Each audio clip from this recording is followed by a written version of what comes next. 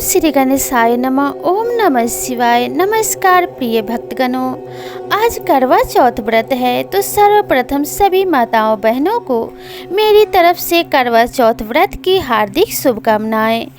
हे चौथ माता, करवा चौथ व्रत के प्रभाव से सभी माताओं बहनों का अखंड सौभाग्य सदा बना रहे और वे सदा सुहागन रहे। कार्तिक मास के कृष्ण पक्ष के चंद्रोदय व्यापिनी चतुर्थी के दिन करवा चौथ का व्रत किया जाता है। इस साल यह व्रत 1 नवंबर को यानी कि आज रखा जा रहा है। पति की दीर्घायु एवं अखंड सौभाग्य के लिए इस दिन भालचंद्र गणेश जी की पूजा और अर्चना की जाती है। करवा चौथ में गणेश चतुर्थी के व्रत के तरह ही दिन भर उपवास रखकर रात में चंद्रमा को अर्घ्य देने के बाद ही भोजन या फिर फलाहार का विधान है। यह व्रत सौभाग्यवती महिलाएं अपने परिवार की परंपरा के अनुसार करती हैं। इस व्रत को 12 या 16 वर्ष तक लगातार किया जाता है। इसके बाद इसका उद्यापन भी किया जा सकता है। जो महिलाएं आजीवन इस व्रत को करना चाहती हैं, वे इसे कर सकती हैं। पूरे विधि विधान से शुभ मुहूर्त में चौथ माता की पूजा करने के बाद कथा श्रवण करने का विधान है। प्रेम से चौथ माता की कथा सुनने से स्त्रियों को अखंड सौभाग्य की प्राप्ति होती है और उन्हें अमर सुहाग का वरदान मिलता है और वे सदा सुहागन रहती हैं। तो इस कथा को शुरू करने से पहले प्रेम से बोलिए ओम श्री गणेशाय नमः। बहुत समय पहले की बात है।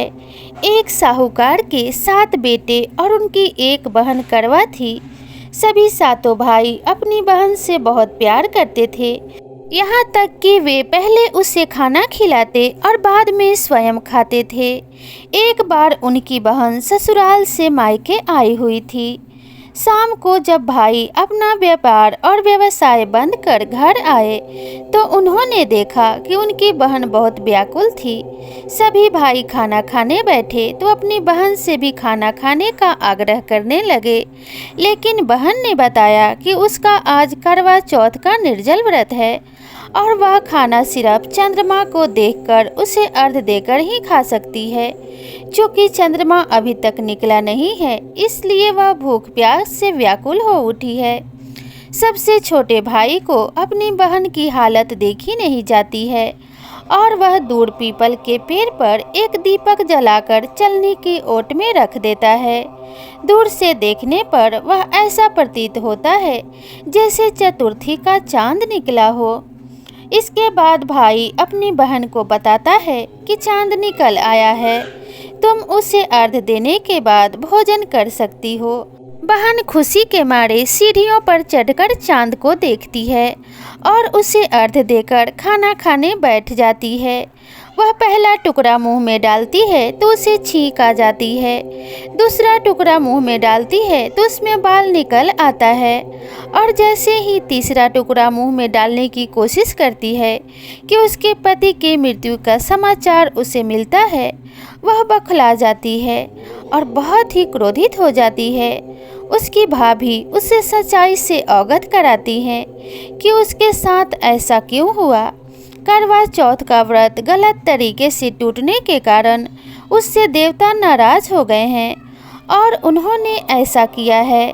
सच्चाई जानने के बाद करवा निश्चय करती है कि वह अपने पति का अंतिम संस्कार नहीं होने देगी और अपने सतीत्व से उन्हें पुनर्जीवन दिलाकर रहेगी।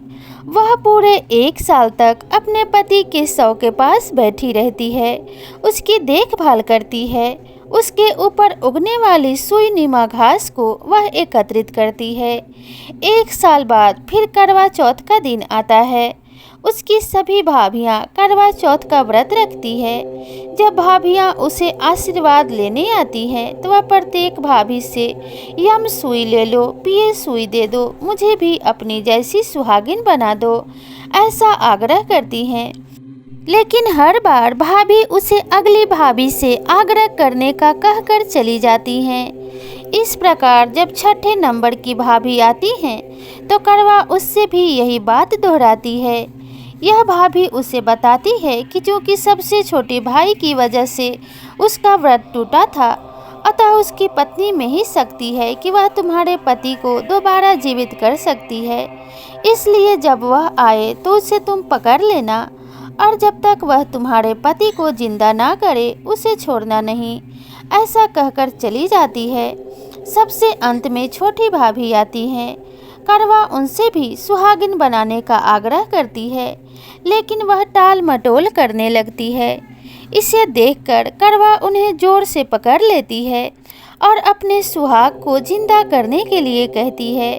भाभी उससे छुड़ाने के लिए नोचती है, खसोटती है, लेकिन करवा नहीं छोड़ती है। अंत में उसकी तपस्या को देख भाभी पसीज जाती है और अपनी छोटी अंगुली को चीरकर उसमें से अमृत उसके पति के मुंह में डाल देती है। करवा का पति तुरंत श्री गणेश कहता हुआ उठ बैठता है। इस प्रकार प्रभु की कृपा से उसकी छोटी भाभी के माध्यम से करवा को अपना सुहाग वापस मिल जाता है। हे श्री गणेश, हे माँ गौरी, जिस प्रकार करवा को चिर सुहागन का वरदान आपसे मिला है, वैसे ही सभी सुहागिनों को मिले। सभी सुहागिनों का अखंड सौभाग्य और सुहाग सदा बना रहे, यही आपसे कामना है। यह करवा चौथ व्रत सभी सुहागिनों के लिए मंगलदायक और हमेशा सुहाग का वरदान देने वाला हो। इसी कामना के साथ इस वीडियो में आपसे विदा लेते हैं। मिलते हैं अगले वीडियो में नई कथा और कहानी के साथ। तब तक के लिए राधे राधे।